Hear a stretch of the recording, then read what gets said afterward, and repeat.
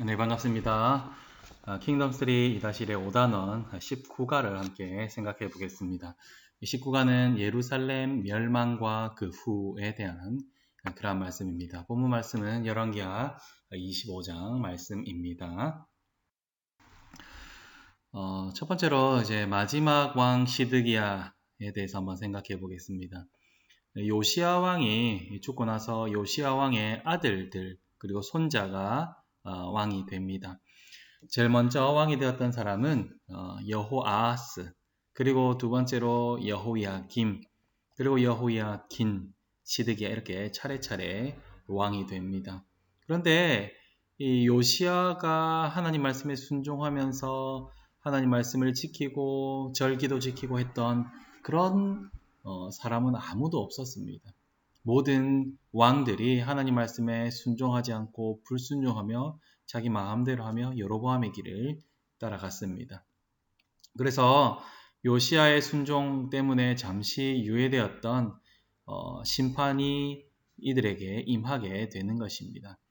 하나님은 자기 백성을 징계하는 매로서, 회초리로서 바벨론을 사용하셨습니다.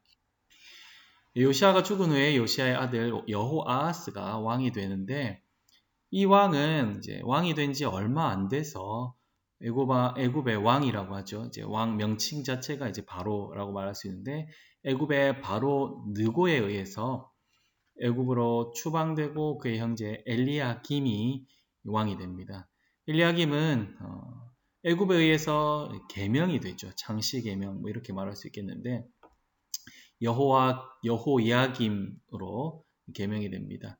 여호야김은 선지자들을 죽이고 선지자를 박해하고, 그리고 애굽이 밑에 쪽의 강대국이죠. 그리고 또 오른쪽의 강대국이었던 바벨론, 요 두 강대국 사이에서 어떤 쪽에 줄타기를 하면서 막 자기들이 어떻게 하면 살 길인가 막 이렇게 줄타기를 합니다. 그러다가 예레미야 예언대로 그는 바벨론으로 사로잡혀 갑니다. 그리고 그의 아들 여호야긴이 왕이 되는데, 이도 또한 여호야긴이 왕이 된 지 3개월 만에 바벨론의 포로로 끌려가게 됩니다. 그리고 마지막으로 여호야긴의 숙부 요시야의 아들인 마따니아가 왕이 됩니다. 바벨론이 남유다의 마지막 왕으로 세웁니다. 마따니아는 왕으로 세우고 나서 바벨론에서 그의 이름을 시드기야다 하고 계명을 합니다. 바벨론에 의해서 세워졌기 때문에 바벨론 말을 잘 들어야 했습니다. 그러나 바벨론을 3년 만에 배반하고 4년 만에 애국과 손잡아서 결국에는 눈앞에서 아들들이 죽임을 당하고, 그리고 눈이 뽑히고 바벨론에 끌려가서 옥에 갇혀서 거기서 죽게 됩니다. 이 여호아스, 여호야김, 여호야긴, 시드기야 이 네 왕은 하나님 말씀에 불순종하고 그의 아버지, 그의 할아버지의 어떤 순종의 모범을 따르지 못했던 그러한 왕이었습니다. 결국 이렇게 시드기야를 마지막으로 나라가 망하게 되는 것입니다. 당시에 이제 선지자로 활동했던 사람은 예레미야입니다. 눈물의 선지자라고도 말을 하는데요. 예레미야가 계속해서 말하는 것은 바벨론에게 항복하면 왕이 살게 된다 하는 하나님 말씀을 선포했습니다. 어떻게 보면 이제 시드기야에게 예레미야는 매국노와 같은 그러한 사람처럼 느껴졌습니다. 적국에게 항복하라가 하니까 그렇게 여겨졌을 겁니다. 근데 시드기야 주변에 아주 많은 거짓 선지자들이 있었습니다. 그 거짓 선지자들이 어떻게 말합니까? 하나님께서 이기게 해주실 것입니다. 하나님께서 그 적국을 무너뜨리고 우리를 다시 왕성하게 다윗의 때와 같이 해주실 것입니다. 이렇게 계속해서 부추겼습니다. 거짓 예언을 했다는 것입니다.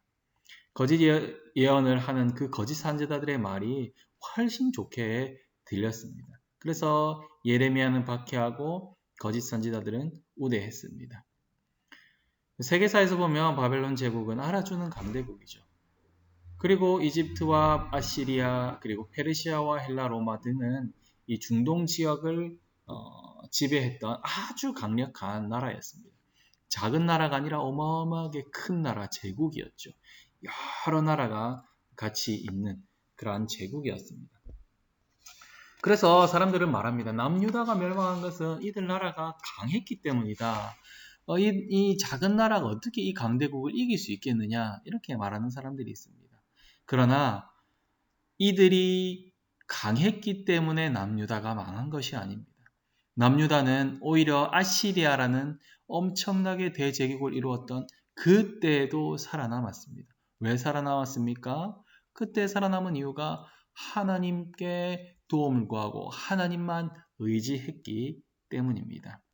그러나 이들이 이제는 멸망합니다. 왜 멸망합니까? 북이스라엘이 멸망한 이유와 남유다가 멸망한 이유가 같습니다. 바로 이들 나라가 강해서가 아니라 하나님의 백성이 하나님 말씀을 듣지 않았기 때문에 하나님께서 그들을 심판하신 것입니다. 하나님께서 북이스라엘을 아시리아의 손에 넘기고 하나님께서 남유다를 바벨론의 손에 넘겼습니다. 그래서 그들은 멸망당하게 됩니다. 두 번째로 바벨론 포로와 성전 파괴에 대해서 한번 생각해 보겠습니다. 남유다가 멸망할 때에, 그리고 예수님께서 활동할 때에, 그리고 지금도 거짓 선지자들은 계속해서 존재합니다. 거짓 선지자들은 왜 존재합니까? 그렇습니다.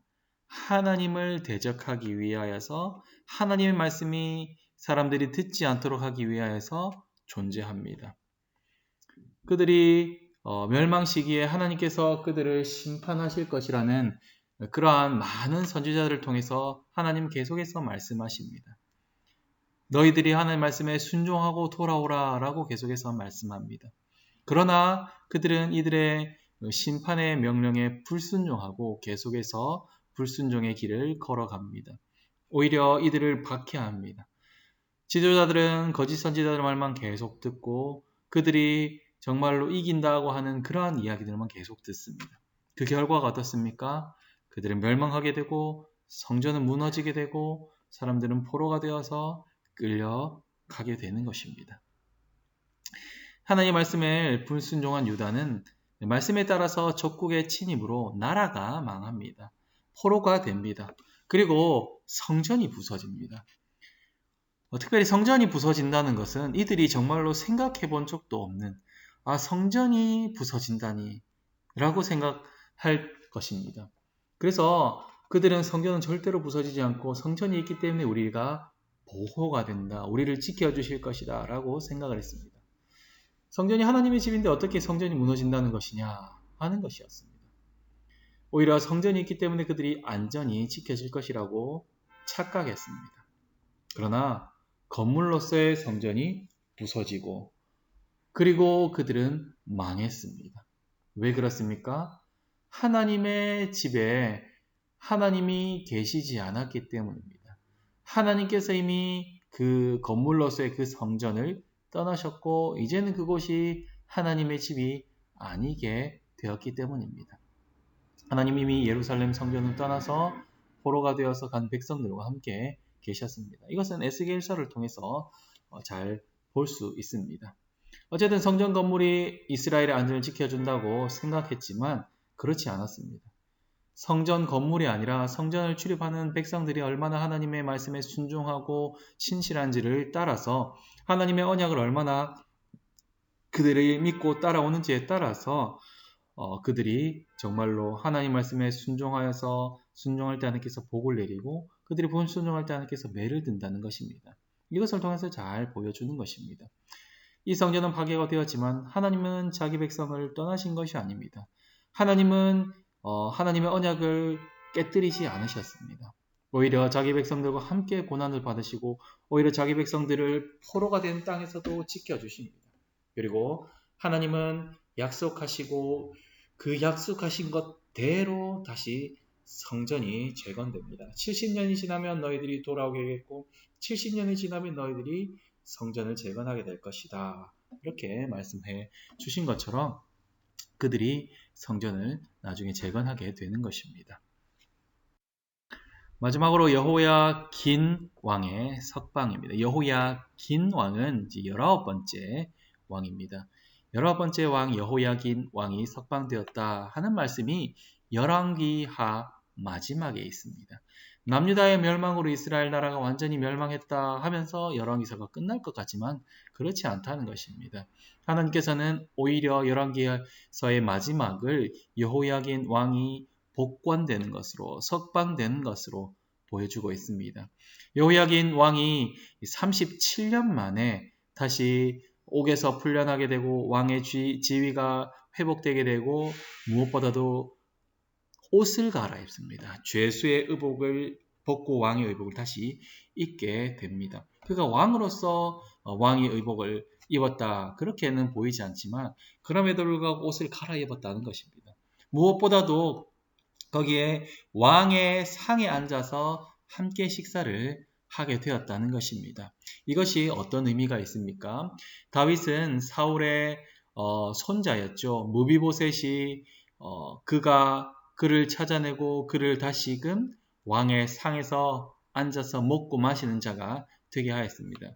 요나단의 어떤 언약과 같다는 것입니다. 이것은 무엇을 의미합니까? 왜 이렇게 열왕기서가 마무리되고 있는 것입니까? 그것은 하나님께서 언약을 버리신 것이 아니라는 것입니다. 지금 이스라엘이 하나님의 말씀에 불순종하여서 혼나고 있지만 매를 맞고 있지만 하나님께서는 그 언약을 신실하게 지킬 것이다. 하나님께서는 그 언약을 성취하실 것이다 라고 말씀하고 있는 것입니다. 하나님께서 자기 백성을 회복시키실 것이라고 말씀하고 있다는 것입니다. 하나님의 택한 백성이라도 하나님의 언약을 잊어버리고 하나님의 말씀에 불순종하면서 우상을 따라가고 잘못된 길로 갈 때에 하나님께서는 바벨론이라는 도구를 사용하여서 그들에게 수치를 당할 수 있음을, 하나님 언약 백성이라고도 그들에게 이방 백성에게 수치를 당할 수 있음을 보여주고 있습니다. 그럼에도 불구하고 하나님은 여호야긴 왕의 회복되는 것을 통해서 다윗의 언약이 끊어지지 않았구나. 결국에는 하나님께서 완성시키실 것이구나 하는 것을 계속해서 말하고 있다는 것입니다. 바로 영원한 왕으로 오시는 예수님께서 흔들리지 않는 하나님의 나라를 세우실 것입니다. 그리고 성령 하나님을 보내주심을 통하여서 건물로서의 성전이 이제는 아니라 성전이 움직이는 하나님의 성전 곧 교회를 세우실 것임을 가르쳐주고 있다는 것입니다. 그리고 지금 우리는 그 시대를 살아가고 있습니다. 우리는 하나님의 움직이는 성전입니다. 승천하신 예수님께서 우리의 영원한 왕으로 통치하고 계시며 성령 하나님을 보내주심을 통하여서 이제 임마누엘의 하나님께서 우리와 항상 함께 계시기 때문에 이제 우리가 하나님의 성전, 하나님의 집, 교회가 되었습니다. 하나님의 성전이 된 우리는 하나님의 말씀에 순종하면서 살아갈 때에 하나님의 뜻과 합하기 때문에 복과 은혜를 누리게 됩니다. 그러나 우리가 하나님의 성전이 되었음에도 불구하고 하나님 말씀에 불순종할 때에 우리 가운데 계시는 하나님의 성령과 우리가 하는 그 어떤 행동의 불일치 때문에 우리는 괴로움을 당하게 되고 고난을 당하게 되고 하나님의 회초리를 받게 될 것입니다. 그러나 이 또한 영원히 버리심이 아니라는 것을 우리가 알아야 됩니다. 우리를 사랑하셔서 돌이키게 하시는 하나님 아버지의 사랑 때문에 이렇게 된다는 것입니다. 우리가 우리 자녀들에게 꼭 가르쳐주면 좋겠다는 것이 날마다 우리가 하나님의 말씀에 순종할 때에 복을 누리게 된다. 그러나 우리가 괴로움과 어려움 가운데서도 우리가 불순종 가운데서도 하나님께서 우리를 잊어버리지 않으시고 우리를 찾으시고 우리에게 매를 들어서라도 우리를 다시 돌이키게 하시는 하나님, 사랑의 하나님임을 계속해서 가르쳐주고 자녀들을 세워나갈 수 있기를 간절히 소망합니다. 정리를 한번 해보겠습니다. 순종하지 않는 하나님 나라 백성에게 심판이 임합니다. 왕이신 하나님의 임재는 건물에 제한되지 않습니다. 그래서 하나님은 신실하게 하나님 나라를 세워 가십니다. 18가 실천을 잘 하였는지 한번 돌아보시고 19가 적용을 다음과 같이 하면 좋겠습니다. 첫 번째로 남유다 멸망과 시드기야의 최후가 이미 예언되었다 하는 점에서 어떤 생각이 듭니까? 참 받아들이기 힘들었던 하나님 말씀이 있었는지 한번 생각해보고 나눠주시면 감사하겠습니다. 두 번째로 성전이 무너지는 것을 보고 당시 백성의 마음이 어떠했을까? 유다 백성이 하나님을 버림으로 멸망하게 되었는데 우리 공동체가 말씀을 더 사랑하기 위해서는 어떤 노력을 기울여야 할까? 또 한번 같이 나눠봐 주시기를 바랍니다. 세 번째로 은혜와 복을 누리는데 믿음과 순종이 요구되는 것이 어떻게 다가오는지, 그리고 하나님이 견고하게 하나님 나라를 세우신다는 그 말씀이 어떤 믿음의 행동을 불러일으키는지를 한번 나눠보시고, 또 이 말씀을 통하여서 구체적으로 나에게 어떻게 적용할 수 있는지를 한번 생각해 보면 참 좋겠습니다. 그래서 우리가 말씀이 육신되어서 우리 가운데 오신 그 예수 그리스도를 닮아감으로 날마다 말씀이 적용되고 말씀이 실천되고, 그래서 하나님이 원하시는 그 하나님의 백성들이 계속해서 될 수 있도록, 지어짐을 받을 수 있도록 우리가 모두 노력하는 그런 우리 모두가 될 수 있도록 모두가 되기를 간절히 소망합니다.